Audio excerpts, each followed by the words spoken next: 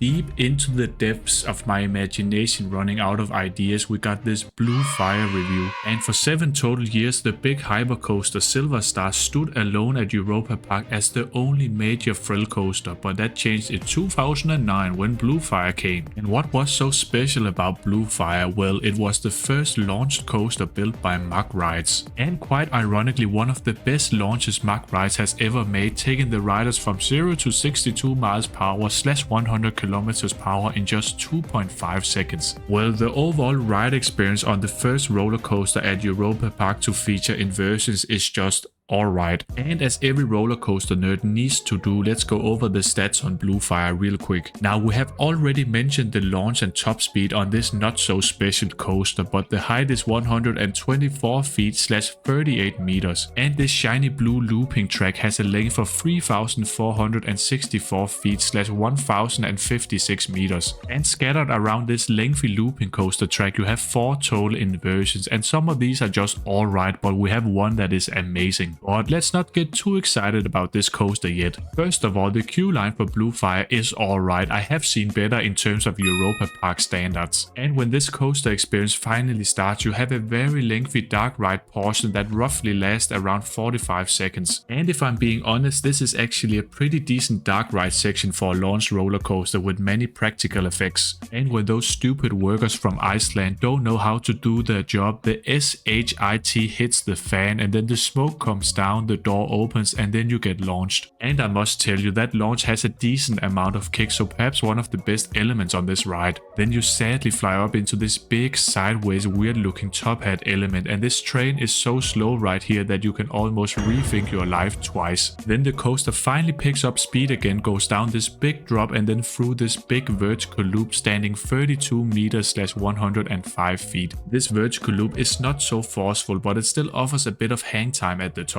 And after that, you can experience the only speedy section on Blue Fire, and this is where you got that small whippy overbank going under wood and timber coaster, and then sadly up into the mid-course brake run yet again. And if I'm being honest, the mid-course brake run is a bit more thrilling than that first sideways top hat. Then you suddenly get thrown in the air by this sharp drop after the mid-course brake run, and then you go into the first twisted horseshoe roll, and this one offers a bit more floaty feeling with a bit of whip. And after a sharp turn, you got yet another twisted horseshoe roll, but trust me, this is not Maverick. This coaster is a bit more slow, perhaps way more slow. And then Blue Fire decides to go through the first big vertical loop with this small twisted airtime hill, and it offers a bit of airtime. And before the coaster train on Blue Fire decides to give up, you got this very slow paced bank turn, but then the ride goes from 0 to 100 real quick. And Blue Fire just decides to say F you Velocicoaster and your Mosasaurus roll, because I got this awesome heartline roll. This heartline roll is so snappy and whippy that it feels like you're flying out of your seat, and that is really a great way to leave a final impression, because then Blue Fire goes through a small bank turn and then into the final brake run. And this is really the time you've been waiting for, because now I'm gonna shortly go over the pros and cons of Blue Fire, and then I'm gonna give you the final verdict. Now, first of all, let's quickly go over the best moments on Blue Fire. First of all, we got an awesome dark ride section combined with a very punchy launch, and I like the short and pacey section flying under wood and timber coaster and up into the brake run. And after that, the drop is very surprising. But the best and only world-class element of Blue Fire is of course that final hardline roll. That is one of the best inversions in the whole world, period. And unfortunately, we also have a lot of mediocre elements on Blue Fire, such as that sideways top hat stall. That one is just too boring in my opinion. Now, if I'm being very critical, I could also say those 2 twisted horseshoe rolls are just alright, nothing special. And I'm not done with the Blue Fire rant, because I also think that small airtime hill through the vertical loop is a Sleepy Joe element. I think I could bring my morning coffee right here.